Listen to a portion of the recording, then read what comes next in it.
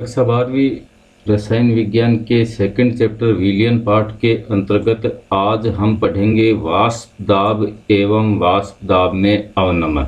वाष्प दाब, जैसे एक पात्र लेते हैं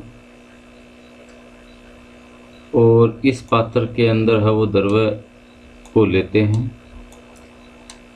और जब द्रव्य को गर्म किया जाता है तो वाष्पीकरण की क्रिया है वो अनिश्चित समय के लिए है वो चलती रहती है, अनिश्चित समय के लिए चलती रहती है, क्योंकि यहाँ पे ये जो द्रव्य है इसके कण है वो ताप पाकर है वो वाष्प में परिवर्तित होते हैं और वाष्प में परिवर्तित होने के कारण है वो पात्र से है वो बाहर निकलते रहते हैं और ये प्रक्रिया चलती रहती है। परंतु जब बंद पात्र के अंदर वाष्पीकरण की क्रिया करवाई जाती है तो वह अनिश्चित समय तक वो नहीं चलती है, क्योंकि यहाँ पे वाष्पीकरण की क्रिया के साथ साथ संघनन की क्रिया भी चलती है। यहाँ पे द्रव्य है वो वाष्पीकृत होता है और वाष्पीकृत होने के कारण से वो वापिस वो संघनित होने लग जाता है, मतलब वाष्प वो पुनः है वो द्रव्य के अंदर है वो बदलने लग जाती है और एक समय ऐसा आता है कि उनके बीच में साम्य स्थापित हो जाता है। यानी वाष्प के अणुओं का पुनः द्रव्य की सतह में मिलना अर्थात वाष्प का पुनः द्रव्य अवस्था में परिवर्तित होना संघनन कहलाता है।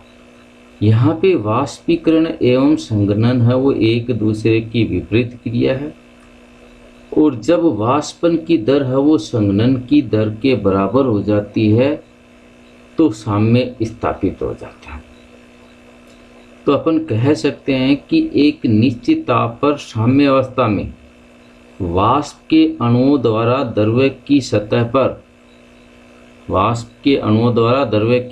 पर उत्पन्न किए गए दाब को संतृप्त वाष्प दाब या वाष्प दाब कहते हैं।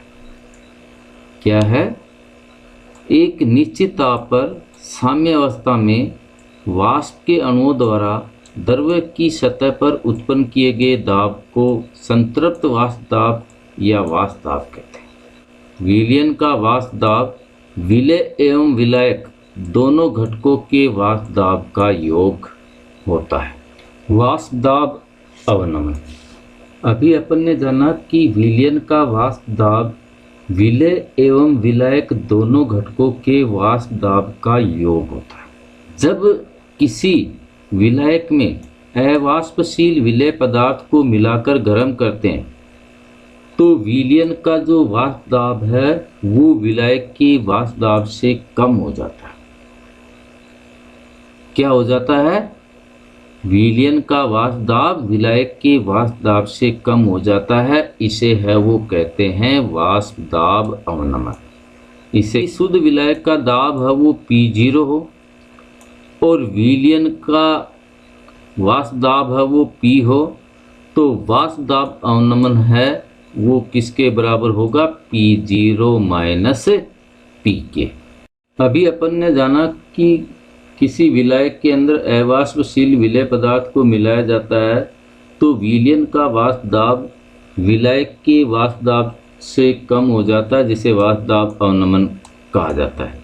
इसका प्रमुख कारण ये है कि जब विलायक के अंदर अवाष्पशील विलय पदार्थ को मिलाया जाता है तो अवाष्पशील जो विलय पदार्थ है वो उस द्रव्य की सतह के ऊपर है वो इकट्ठा हो जाता है और इकट्ठा होने से वाष्पीकरण है उसकी क्रिया को कम कर देता है। वाष्पीकरण की क्रिया को क्या कर देता है? कम कर देता है और कम करने से विलयन का वाष्प दाब कम हो जाता है।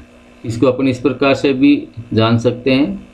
वाष्पीकरण की क्रिया एक पृष्ठीय प्रक्रिया है।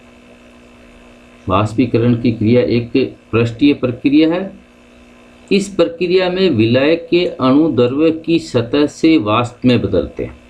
ये जो द्रव्य की सतह है, इस द्रव्य की सतह से है वो विलायक के अणु है वो वाष्प में बदलते हैं। परंतु विलयन में अवाष्पशील विलेय पदार्थ मिलाया जाता है तो विलयन की सतह पर एकत्र होकर ये वाष्पीकरण की क्रिया को कम कर देते हैं, जिससे विलयन का वाष्प दाब है वो कम हो जाता है। इसे ही अपन कहते हैं वाष्प दाब में अवनमन। और अभी अपन ने जाना वाष्प दाब में अवनमन है वो क्या है, P0 माइनस है वो P के बराबर होता है। P0 माइनस P के बराबर होता है।